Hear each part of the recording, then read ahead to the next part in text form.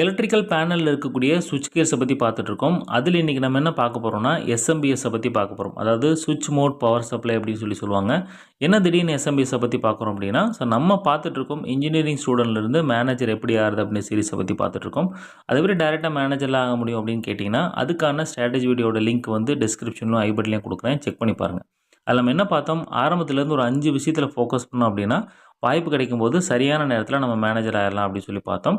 அது மட்டும் இல்லாமல் அதில் ஃபஸ்ட்டு ஸ்டெப்பாக இருக்கக்கூடிய டெக்னிக்கல் ஸ்கில்லை டெவலப் பண்ணுறதுக்கான ரூட் மேப் டெவலப் பண்ணணும். அதாவது நீங்கள் ஒரு எலக்ட்ரிக்கல் இன்ஜினியராக கரியரை ஸ்டார்ட் பண்ணிங்க அப்படின்னா என்ன சீக்வன்ஸில் கற்றுக்கணும் அப்படின்றதுக்கான ரூட் மேப் டெவலப் பண்ணணும். ஸோ அதில் இப்போ நம்ம எங்கே இருக்கோம்னு பார்த்தீங்கன்னா சுவிட்ச் கேர்ஸை பற்றி பார்த்துட்ருக்கோம். அதாவது எலக்ட்ரிக்கல் சுவிட்ச் கேர்ஸை பற்றி பார்த்துட்ருக்கோம்.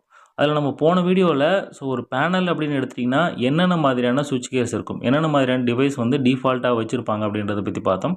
அது மட்டும் இல்லாமல் அதில் ஃபஸ்ட்டாக இருக்கக்கூடிய கண்ட்ரோல் டிரான்ஸ்ஃபார்மர் பற்றி பார்த்தோம். ஒரு பேனலில் கண்ட்ரோல் டிரான்ஸ்ஃபார்மர் என்ன பர்பஸ்க்காக வச்சுருக்காங்க, ஒரு பேனலில் கண்ட்ரோல் வோல்டேஜ்னா என்ன, மெயின் சப்ளை வோல்டேஜ்னா என்ன, ரெண்டுக்கு என்ன வித்தியாசம், ஒரு கண்ட்ரோல் டிரான்ஸ்ஃபார்மரோட நேம் பிளேட் டீட்டில் எப்படி படிக்கிறது, சப்போஸ் அதில் பிரச்சனை வந்துச்சு அப்படின்னா அது எப்படி நம்ம ஈஸியாக கண்டுபிடிச்சி சால்வ் பண்ணுறது அப்படின்றத பற்றி பார்த்தோம். அப்புறம் ஸ்டாண்டர்டான கண்ட்ரோல் வோல்டேஜ் லெவல் என்ன அப்படின்றத பற்றி பார்த்தோம். ஸோ அதில் ஃபஸ்ட்டு இருக்கக்கூடிய 3 பார்த்திங்கன்னா நம்ம கண்ட்ரோல் டிரான்ஸ்ஃபார்மர் யூஸ் பண்ணுறது மூலமாக நம்ம கன்வெர்ட் பண்ணிப்போம். ஸோ அதில் கடைசியாக இருக்கக்கூடிய 24 வோல்ட் டிசியை கன்வெர்ட் பண்ணுறதுக்கு நமக்கு எஸ்எம்பிஎஸ் தேவைப்படுது. அதனால தான் இப்போ நம்ம எஸ்எம்பிஎஸை பற்றி பார்க்க போகிறோம். ஓகே, ஃபஸ்ட்டு ஒரு எஸ்எம்பிஎஸை பார்த்த உடனே என்ன நோட் பண்ணணும்னு பார்த்தீங்கன்னா, அதோட இன்புட் வோல்டேஜ் என்ன அப்படின்றத நம்ம பார்க்கணும். அது சிங்கிள் பேஸா 3 பேஸா அப்படின்றத கன்ஃபார்ம் பண்ணணும் ஒன்று. ரெண்டாவது அதனோட அவுட்புட் கரண்ட் என்ன அப்படின்றத பார்க்கணும். ஸோ அதில் வோல்டேஜ் அப்படின்றது காமன் தான், 24 வோல்டேஜ் காமன் தான், அது நமக்கு தெரியும். அதனோட கரண்ட் ரேட்டிங் என்ன அப்படின்றத பார்க்கணும். ஏன்னா எவ்வளோக்கு அதிகமான கரண்ட் ரேட்டிங் இருக்கோ அவ்வளோ அதிகமான டிவைஸஸை நம்ம அந்த எஸ்எம்பிஎஸில் கனெக்ட் பண்ணலாம். சப்போஸ் கம்மியான கரண்ட் ரேட்டிங் இருக்கக்கூடிய எஸ்எம்பிஎஸில் நிறைய டிவைஸஸை கொண்டு போய் கனெக்ட் பண்ணிட்டோம் அப்படின்னா அந்த எஸ்எம்பிஎஸ் ஓவர்லோடு ட்ரிப் ஆகும், சில நேரத்தில் ஃப்ளிக்கர் ஆகிட்டு மால் ஃபங்க்ஷன் ஆகும். அந்த மாதிரி ஆகாமல் நம்ம மிஷினில் இருக்கக்கூடிய எஸ்எம்பிஎஸ் கரெக்டான ரேட்டிங்கில் இருக்கா அப்படின்றத நம்ம எப்படி செக் பண்ணோம்னா, இப்போ நம்ம மிஷின் நல்ல ஆப்ரேஷனில் இருக்கணும். அதாவது எல்லா ஆப்ரேஷனும் நடக்கிற கண்டிஷனில் நம்ம டிசி அவுட்புட் கரண்ட் எவ்வளோ அப்படின்றத நம்ம மெஷர் பண்ணோம், கிலோமீட்டர் போட்டு மெஷர் பண்ணோம். அந்த ஆக்சுவல் கரண்ட்டு நம்மளோட எஸ்எம்பிஎஸ் ரேட்டிங்லேருந்து 80% விட கீழே இருந்தது அப்படின்னா நம்ம அதே எஸ்எம்பிஎஸ் வச்சு ரன் பண்ணலாம், பிரச்சனை இல்லை. சப்போஸ் 80% விட மேலே போகுது அப்படின்னா நம்ம அடிஷ்னல் எஸ்எம்பிஎஸ் அப்படின்றத போடணும். ஓகே, அது செக் பண்ணிக்கங்க ஒன்று. ரெண்டாவது, நீங்கள் புதுசாக ஒரு எஸ்எம்பிஎஸ் போட போகிறீங்க அப்படின்னா அந்த எஸ்எம்பிஎஸில் என்னென்னலாம் கனெக்ட் பண்ண போகிறீங்க, என்ன சென்சார், என்ன வால்வு, இதெல்லாம் கனெக்ட் பண்ண போகிறீங்களோ அதனோட கரண்ட் ரேட்டிங்லாம் எடுத்துக்கிட்டு அதுக்கு தகுந்த மாதிரியான கரண்ட் ரேட்டிங் எஸ்எம்பிஎஸை நீங்கள் சூஸ் பண்ணுங்கள். சூஸ் பண்ணி இன்ஸ்டால் பண்ணிட்டீங்கன்னா இந்த மாதிரி பிரச்சனையை நம்ம அவாய்ட் பண்ணிடலாம். ஓகே ஓகே இந்த எஸ்எம்பிஎஸில் அப்படி என்னென்ன லோடெலாம் கனெக்ட் பண்ணுவாங்க, என்னென்ன டிவைசஸ்லாம் கனெக்ட் பண்ணுவாங்கன்னு பார்த்தீங்கன்னா நம்ம ஒரு 3ஆக பிரிச்சிருக்கோம். சில சாம்பிள்ஸ் மட்டும் கொடுத்துருக்கேன். அதில் ஃபஸ்ட்டு பார்த்தீங்கன்னா ஸ்டார்டரு, இன்னொன்று பிஎல்சி பேனல், அப்புறம் சென்சார் வால்வ்னு சொல்லி ஒரு 3ஆக பிரிச்சிருக்கேன். ஸோ ஸ்டார்டர் பேனலை பொறுத்த வரைக்கும் என்ன இருக்க போது, கண்ட்ரோல் கான்டாக்டரு இல்லை பவர் கான்டாக்டரு, அப்புறம் ரிலேஸ் இருக்கும், அப்புறம் இண்டிகேஷன் லேம்ப் இருக்கும். பிஎல்சி பேனலை பொறுத்த வரைக்கும் அதனோட ப்ராசஸரு, அப்புறம் ரிமோட் எவோ ஸ்டேஷனு, அப்புறம் பார்த்தீங்கன்னா கம்யூனிகேஷன் மாடியூலு, ஹெச்எம்ஐசி இதெல்லாம் இருக்கும். ஸோ அந்த சென்சார்ஸ் வால்ஸை பொறுத்த வரைக்கும் டிஃப்ரெண்ட் அப்ளிகேஷனுக்கு டிஃப்ரெண்ட் சென்சார்ஸ் வச்சுருப்பாங்க, டிஃப்ரெண்ட் வால்வ்ஸ் இருக்கும். இது எல்லாத்துக்கும் தேவையான ஆக்சிலரி சப்ளை அப்படின்றது நம்ம இந்த 24 வோல்ட் தான். ஓகே, அடுத்தது எஸ்எம்பிஎஸ்லேருந்து வரக்கூடிய 24 வோல்டேஜை எப்படி ப்ராப்பராக நம்ம டிஸ்ட்ரிபியூட் பண்ணுறது அப்படின்றத பார்க்கலாம். அது வழக்கமாக நம்ம ஒரு எம்சிபி எடுத்துக்கலாம். இப்போ எஸ்எம்பிஎஸ்லேருந்து வரக்கூடிய 24 வோல்ட்டை அந்த எம்சிபி மூலமாக நம்ம ஒரு டெர்மினல் பிளாக் கனெக்ட் பண்ணுறோம். ஓகே, அந்த டிவி பார்த்தீங்கன்னா 2 செட்டாக இருக்குது. இது ஒரு செட்டு, இது ஒரு செட்டு. இதில் பார்த்தீங்கன்னா இங்கே பாசிட்டிவ் கனெக்ட் பண்ணியிருக்கு, இங்கே நெகட்டிவ் கனெக்ட் பண்ணியிருக்கு. இது பார்த்தீங்கன்னா டாப் சைடு ஃபுல்லாக லிங்க் போட்டிருக்கு. பார்த்தீங்கன்னா இங்கே கொடுத்துருக்கிற சப்ளை அப்படின்றது மற்ற டிவிக்கு எல்லாத்துக்கும் லிங்க் போட்டு கனெக்ட் பண்ணியிருக்கோம். அதே மாதிரி இதுக்கும் லிங்க் போட்டிருக்கு. இது எதுக்காக கொடுத்துருக்காங்கன்னா, நம்ம மேலே கொடுக்குற ஒரு சப்ளையை நிறையா லோடு கனெக்ட் பண்ண போகிறோம். ஸோ அதனால் இந்த மாதிரி ஷார்ட் லிங்க் டிவி போட்டு யூஸ் பண்ணியிருப்பாங்க. ஸோ அதை செக் பண்ணிக்காங்க. ஓகே ஓகே இதில் நம்ம உதாரணத்துக்கு ஒரு 3 டிவைசஸ் கனெக்ட் பண்ணியிருக்கேன். ஸோ அது எப்படி கனெக்ட் பண்ணியிருக்கேன்னு பார்த்துக்கோங்க. ஸோ இந்த மாதிரி கொடுத்துருப்பாங்க. பாசிட்டிவ் நெகட்டிவ் எடுத்து கொண்டு போயிட்டு இந்த மாதிரி கனெக்ட் பண்ணியிருப்பாங்க. ஸோ பொதுவாக இந்த மாதிரி தான் டிஸ்ட்ரிபியூட் பண்ணியிருப்பாங்க. இதில் நமக்கு பிரச்சனை என்னன்னு கேட்டிங்கன்னா, இப்போ இந்த டிவிக்கும் இந்த டிவைஸஸ்க்கும் இடையில டிஸ்டன்ஸ் ரொம்ப அதிகமாக இருக்கும். அதாவது நம்ம மிஷினில் கண்ட்ரோல் ரூம் ஒரு மூலையில் இருக்கும், இந்த டிவைஸஸ் எல்லாம் இன்னொரு மூலையில் இருக்கும்.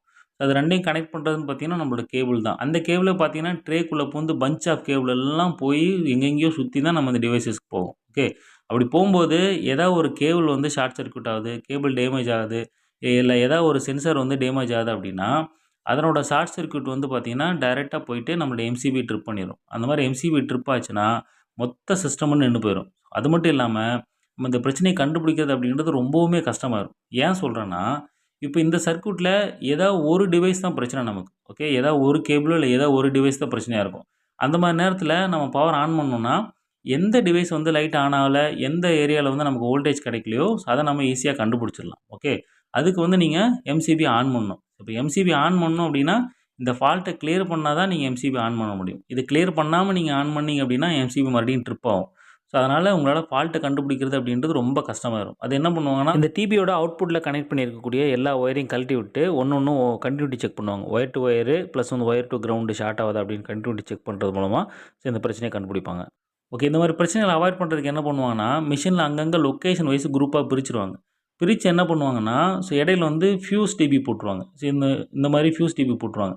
அப்படி போட்டாங்கன்னா, எந்த டிவைஸ் ஃபெயிலியர் ஆகுதோ, எந்த கேபிள் பிரச்சனையோ, அந்த ஃபியூஸ் மட்டும் தான் போகும். டைரக்ட்டா நம்மளோட எம்சிபி ட்ரிப் ஆகாது.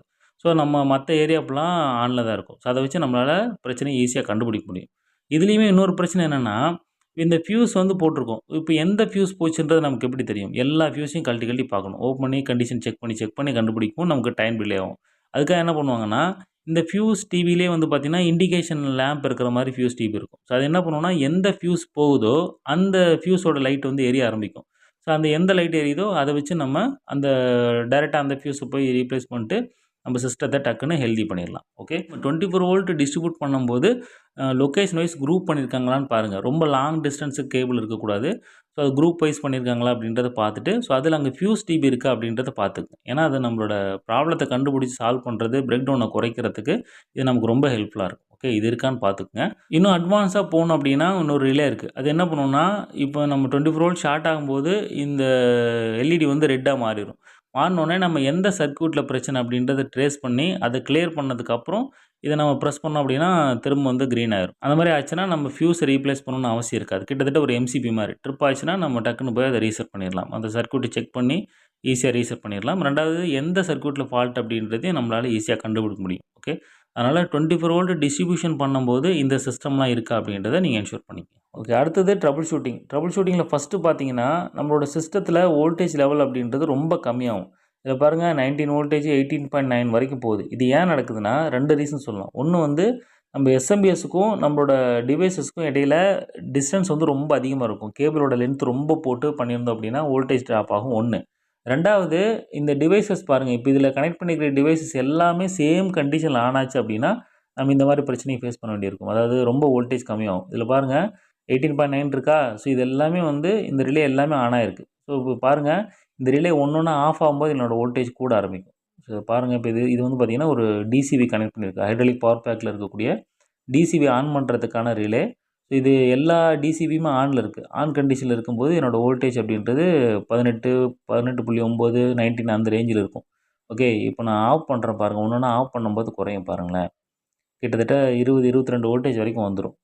அதனால நீங்க டிஸ்ட்ரிபியூட் பண்ணும்போது, அந்த மாரி ஆப்பரேஷன் சேம் டைம்ல நடக்குதா அப்படின்றத பார்த்துட்டு அதுக்கு தகுந்த மாரி போட்டுக்கங்க. ஓகே. இப்ப பாருங்க 20 வோல்டேஜ் வந்துருச்சு. இன்னும் ஃபர்தரா ஆஃப் ஆகும். ஆஃப் ஆன உடனே 22 வோல்டேஜ் வரைக்கும் வந்துருச்சு. ஓகே. ஓகே. அந்த மாரி இருக்கா அப்படின்றத பார்த்துக்கங்க. பொதுவா நம்ம இந்த வோல்டேஜ் அப்படின்றது 20 வோல்டேஜ் கீழ போக்கூடாது. அந்த மாரி போச்சுன்னா நம்மளோட சிஸ்டம் கரெக்ட்டா வேலை செய்யாது. சில மால் ஃபங்ஷன குடுத்துட்டுரும். ஓகே.